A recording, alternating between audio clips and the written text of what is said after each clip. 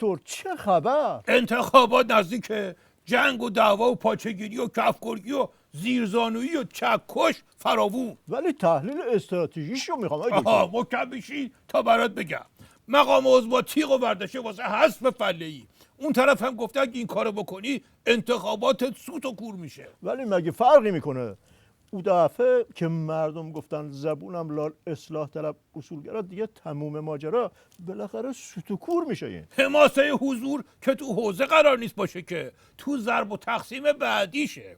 اینجا رو داره تهدید میکنه. حالا اگه مقام عظما تهدید جدی بگیره همه میفهمن که بدجور از نفس افتاده. اگرم جدی نگیره که ضایع تره. یادت بیاد آبان دی اسفندشو نگو آقای دکتر، اسم قیامو نیار. باشه. ولی مقام عظما که کاندیدای طرف مقابل رو حذف میکنه خیر نظامو میخواد جنگ و دعوا تو مجلس تموم بشه. دعوا که آخه اینطوری تموم نمیشه. قربونت برم الهی، دعوا سر چیز دیگه است. مرحوم عوضی همیشه میفهمودن بزن بهادر. عرض میکردم بله، میفهمودن 3 تا داداش میخواستم مرغداری بزنم.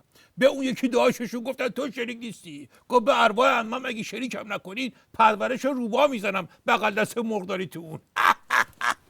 روشن شد یا بفرستم به دنبال پرورش روبا. مقام عظما دکتر خودش سکه پول میکنه این وسط، ولی جناح خودش هم یه زحمت به خودشون نمیدن تو این دعوا از این بدبخت دفاع بکنن. اینا هم همچین گل و بلبل نیستن که هرچی عضو ضعیفتر بشه خب همینا بیشتر زیر پاشو خالی میکنن. مرحوم عوضی همیشه میفهمودن بزن بهادر.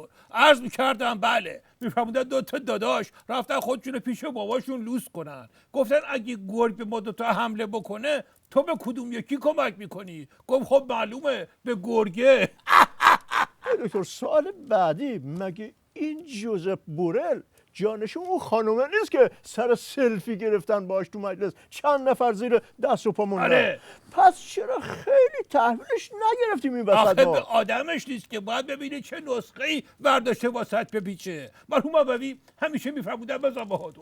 عرض میکردم بله، میفهمودن مشنگه رفت داروخونه گفت یه دونه از اون شربت سینه‌ها که صبح دادی به داشتم بده. طرف گفت اینطوری که نمیفهمم چی میخوای، اسمشو باید بگی. مشنگه گفت اسمش امیرحسینه. روشن شد یا بفرستم به داروخونه دنبال شربت سینه. منظورتون چی های دکتر؟ منظور من اینه که هر کی اومد اینجا نباید یه ذوق‌مک بشیم بگی اومده دیدن ما لابد خوبه، شاید واسه کار دیگه اومده باشه. مرحوم عوضی همیشه میفهمودن بزن بهادر. عرض میکردم بله، میفهمودن معلم تاریخ به طرف گفت اوی تو که با اون قد دراست داری به من بربر نگاه میکنی بگو اسکندر مقدونی کی بود؟ طرف گفت نمیدونم. معلم گفت ناصرالدین شاه رو کی کشت؟ گفت من چه بدونم. معلم گفت ناکس با این وضع داغونت واسه چی باید امتحان تاریخ بدی؟ طرف گفت برو بابا کی میخواد امتحان تاریخ بده؟ اومدم بخاری کلاس رو تعمیر کنم. مگه اینا همونی نبودن که میگفتن برامون ساز و کار مالی جور میکنن؟ گول زرق و برقشو خوردیم وقتی این حرفا زدم. فکر کردیم جای تحریما رو میخوام پر بکنن. بعد دیدیم 3000 یورو کل سرمایه‌اش بوده. تلفنش هم الان کار نمیکنه. مرحوم عوضی همیشه میفهمودن بزن بهادر. عرض میکردم بله، میفهمودن به مشنگه گفتن بابات برای تولد چی خریده؟ با لبخند فاتحانه گفت اون مازدا 3 فول اتومات قرمز رنگ متالیکو میبینی اون برای خیابون پارک شده؟ گفتن آره. گفت یه جفت جوراب همون رنگی. آقای دکتر نمیشه ازش درخواست کنیم که اروپا بین آمریکا و نظام رو انتخاب کنه؟ مقام عظما مثلا قیافه داره یا خوب تار میزنه؟ مشنگه گفت من نه قیافه دارم نه هیکل نه تیپ. البته اینا اصلا مهم نیستن، مهم پوله که خب خدا رو شکر اونم ندارم. عوضش یک اخلاق سگی دارم که نگو. خب مگه مشنگن واسه چی بیان 1000 تومن ول کنن به خاطر 1 قرون؟ مرحوم عوضی همیشه میفهمودن بزن بهادر. عرض میکردم بله، میفهمودن یارو قبل از دادگاه یک چاقوی شیک رفت داد به قاضی که به نفعش حکم صادر کنه. با خیال راحت رفت نشست تو دادگاه. نگو بعدش اون طرف دیگه یک گاواهن نو واسه قاضی برده بوده. قاضی که شروع کرد به صحبت، طرف دید از حرفایی که داره میزنه بوش میاد که به نفع اون یکی حکم بده. فکر کرد قاضی چاقو رو یادش رفته، اومد یادش بندازه گفت جناب قاضی پیشنهاد میکنم به سرعت چاقو رو بذارید و ببرید، حکم رو صادر بکنید. قاضی گفت قربونت برم من چاقو رو میذارم که ببرم، ولی لامصب زیرش عین گاواهن سفته. روشن شد یا برفستم دنبال چاقو و گاواهن و این حرفا. گفتین گاواهن صفر، یادم افتاد به قطعنامه کنگره که نامرده اقلا یه رأی منفی هم ندادن که بگیم یکی هم بوده که نزنه تو پوزمون.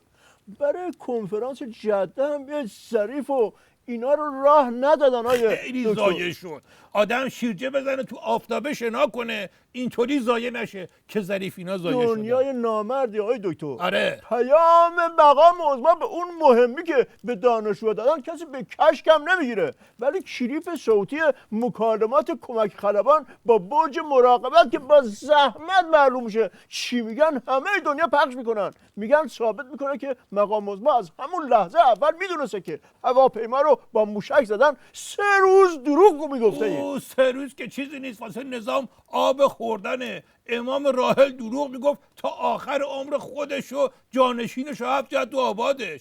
دکتر ما هواپیمای اوکراینی رو زدیم، چرا بقیه پروازشون رو قطع کردن؟ خب با یکی که این کارو بکنی بقیه هم حساب کار میاد دستشون دیگه. مرحوم ابوی همیشه میفهمودن بذار بهادر عرض میکردم بله میفهمودن که یارو یه نون از نونوایی دزدید زد بیرون، بقاله اون طرف خیابون دید 2 دستی زد تو سر خودش که بدبخت شدن. گفتن ناکس تو چرا بدبخت شدی؟ نونو که از نونوا دزدیده.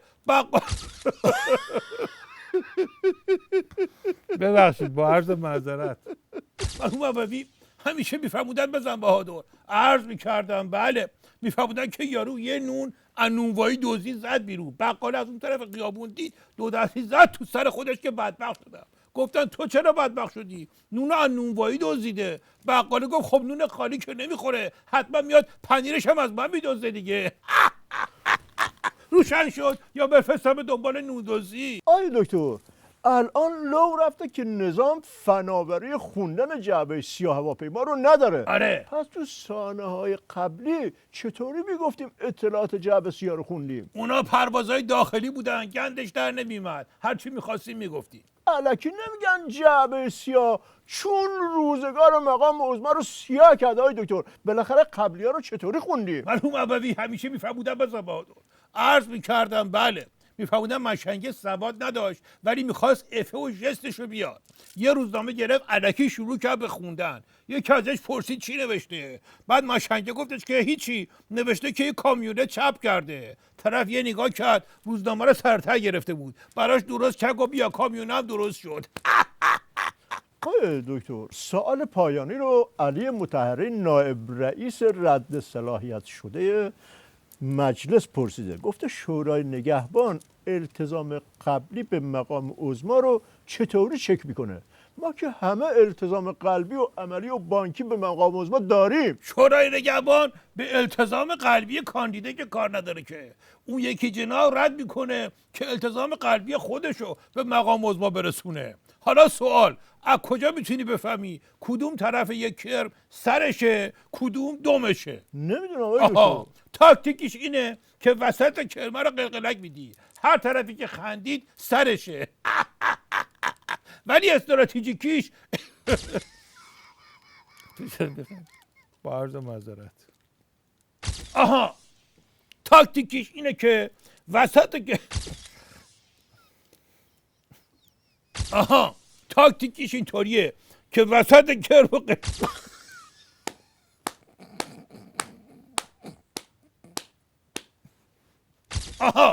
تاکتیکیش اینطوریه که وسط کرمو قلقلک میدی، هر طرفش که خندید سرشه.